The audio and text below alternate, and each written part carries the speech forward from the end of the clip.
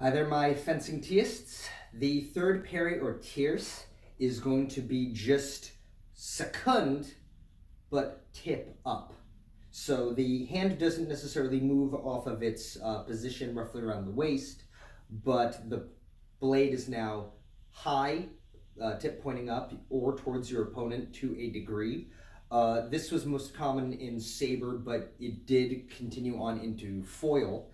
The second was much less common in saber, but tierce is often considered to be the saber stance. This is where you always want to start. You always want to cut off your outside line and then deal with anything that comes in. This would be your general fencing position in saber and many forms of backsword, broadsword.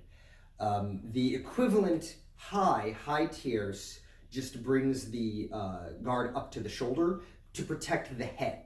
And this would be much more common with a double-handed weapon, but it was still found in many cases to guard high and then thrust into the head, whereas most cuts to the body would be guarded with tierce and then responded with a cut.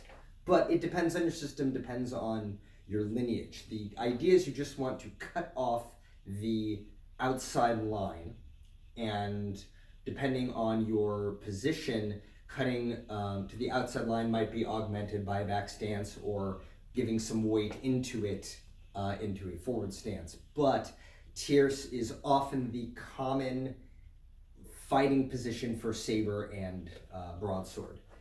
When dealing empty-handed, it would be that outside block, as your shuto knife hands, but also many forms of hard external block in many forms of kung fu.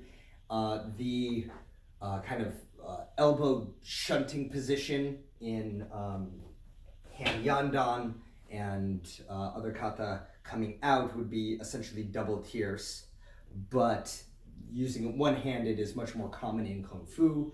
You're essentially using the outside of your arm to create that same shielded area against attack. In some cases it is limited to the height of the shoulder. In some cases it is to the head.